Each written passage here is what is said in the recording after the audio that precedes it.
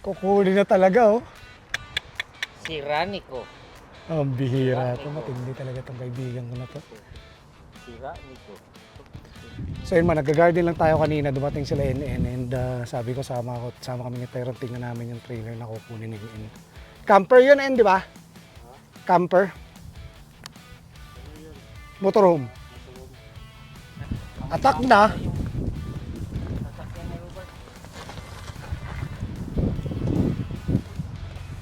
Pag-park ko, ngayon ay natatak ko. Ilang higaan? Anim, kaya.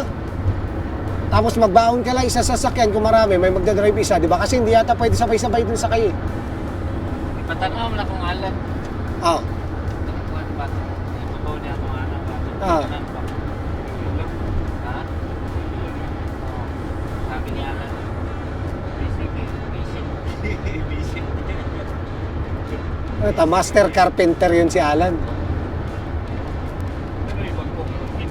Ha?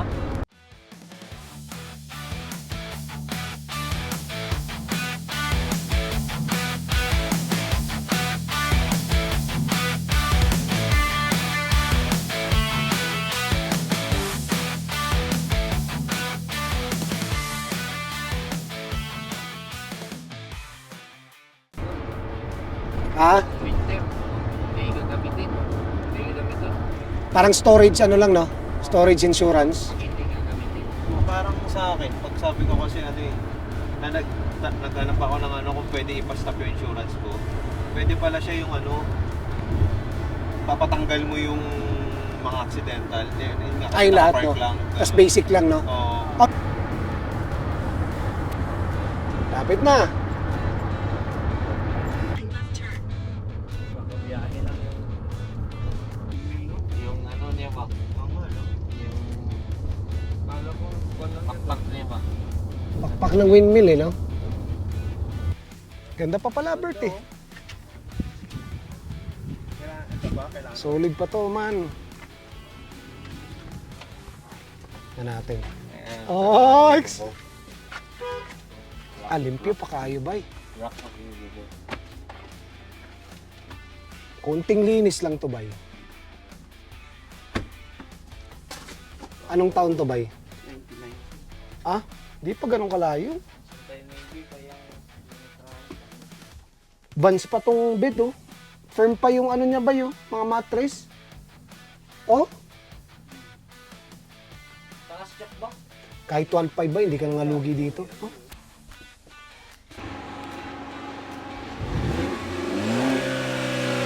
Ganda pa yung makina, oh. So, transmission lang daw, bay, no?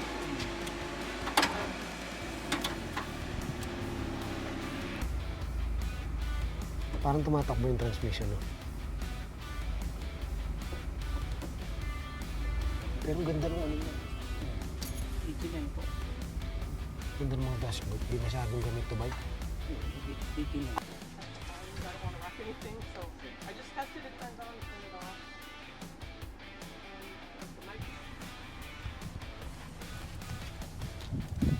Drain niya. Sige! Sige! Sa notice namin dito ba, napaka-peaceful ng lugar man. Tingnan mo, napakaganda ng tsura ng lugar. Ganda.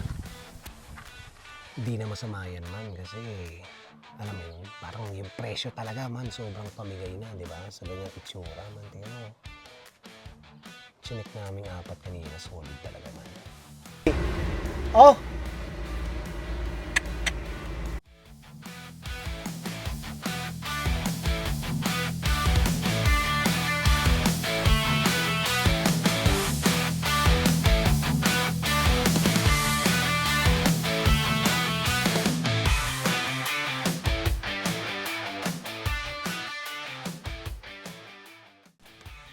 Hindi na masama yun, man, kasi yung presyo pamigay na talaga, alam mo yun, kumbaga gusto na lang talaga nilang madispatcha yung camper van nila. And yun, ang maganda sila yun, and marunong gumawa ng sasakyan, so madali na lang sa kanila yan, man. Nagkasus lang sila ng konti, pero compare sa bibili ka ng bago talaga, malaking diferensya sa presyo. Ganda pa nito man. Oh. Sariwang-sariwa pa yung bubong. Wow. Sabi ko parang ang layo ng gulong. Yan yung balanse niya. Sa ano, ganyan. Yung middle sa chassis. Yan nila nilagay. So yun mga man, nandito na tayo sa bahay natin tayo ni Robert, na kapatid ni NN. Dahil si NN naiwan doon sa RV para antayin yung towing services na maghihila ng RV niya papunta sa bahay nila. Abangan natin man kung anong magiging update sa RV nila and uumpisa na nilang gawin yon as soon as maiuwi nila sa bahay. So baka isa sa mga araw na to pumunta rin tayo doon para silipin yung RV nila or tumulong sa pagre-repair o mga minor na paggagawa. So yun mga man, maraming salamat sa pagsama sa amin at abangan nyo yung mga susunod na adventures na mga ipapost nating video sa YouTube and sa Facebook. So gaya ng palagi kong sinasabi mga man, mabuhay ka, stay healthy, and God bless. Alright. So yun man, gaya ng palagi kong dahil si Ene naiwan doon sa Carmen. Tignan natin kung